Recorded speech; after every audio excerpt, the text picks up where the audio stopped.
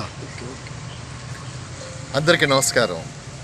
కిం సేవ్యతే సుమనసా మనసాపి గంధ కస్తూరిక జననశక్తి మృతమృగేణ అంటారు. అంటే కస్తూరిని స్వయంగా సృష్టించేటటువంటి శక్తి మన దగ్గర ఉన్నప్పుడు తాత్కాలికమైనటువంటి పరిమళ గుబాళింపుల కోసం వెళ్ళడం అనవసరం.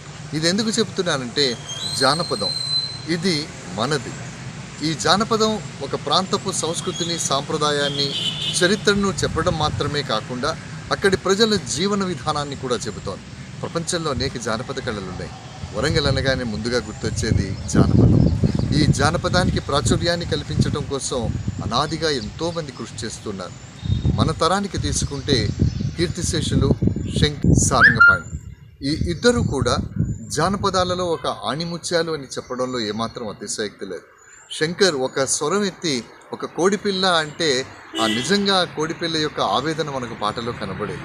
అదేవిధంగా సారంగపాణి గారు పాడేటప్పుడు పల్లెటూరి అందాలని గురించి కానివ్వండి, సామాన్య ప్రజల జీవన వ్యతల్ని గురించి కానివ్వండి, ఆ స్వరం పలికితే నిజంగా ఒక అద్భుతమైనటువంటి మమైకమయ్యేటటువంటి భావన అందులో మనకు కలిగేది. కానీ దురదృష్టవశాత్తు ఇద్దరు చాలా చిన్న వయస్సులోనే వెళ్ళిపోవడం అనేటటువంటిది కళారంగానికి ఒక పెద్ద లోటుగా మనం చెప్పాలి. అయితే శంకర్, సారంగపాణి వీళ్ళు ఉన్నప్పుడు అనేక మంది వాళ్ళతో ఉండి అనేక మంది పాటలు నేర్చుకొని ఈరోజు రాష్ట్ర స్థాయిలో గొప్ప గొప్ప పొజిషన్స్లో ఉన్నటువంటి వాళ్ళందరూ కూడా శంకర్, సారంగపాణి శిష్యులు అనడంలో ఏమాత్రం అతిశయోక్తి లేదు. అయితే జేబీ సోదరుడు జడల శివ ప్రతి ఏటా ఆయన ఫౌండేషన్ డే అంటే ఆర్గనైజేషన్ స్టార్ట్ చేసినటువంటి రోజున ఒక పెద్ద కార్యక్రమాన్ని చేస్తూ ఉంటారు. అందరినీ ఆహ్వానిస్తుంటారు, చాలా పెద్ద ఎత్తున చేస్తుంటారు. అయితే గత సంవత్సరం ఆయన ఆర్గనైజేషన్ ఈవెంట్తో పాటు ఈ సంవత్సరము ఆగస్టు 17వ తారీఖున ఒక పెద్ద ప్రోగ్రాం చేయబోతున్నారు. యాక్చువల్గానైతే ప్రపంచ జానపద కళాకారుల దినోత్సవం ఆగస్టు నెలలోనే 22, 23 తారీఖుల్లో ఏదో ఉంటుంది. బట్ శివ ఆదివారం కలిసి వస్తుంది అనేటటువంటి ఉద్దేశంతో 17వ తారీఖున ఆగస్టు సాయంత్రం ఉదయం 9 గంటల నుండి రాత్రి 9 గంటల వరకు ఒక పెద్ద ప్రోగ్రాం చేయబోతున్నారు.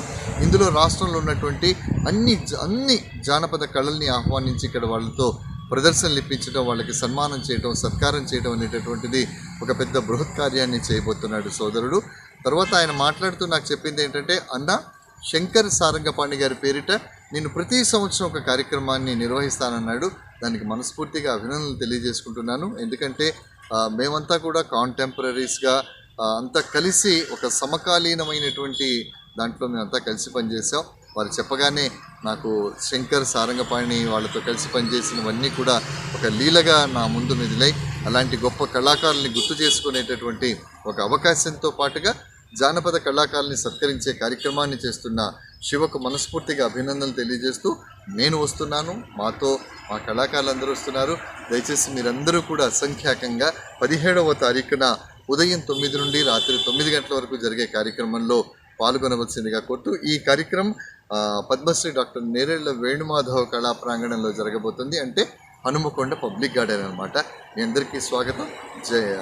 శివకు మనస్ఫూర్తిగా అభినందనలు. Thank you very much.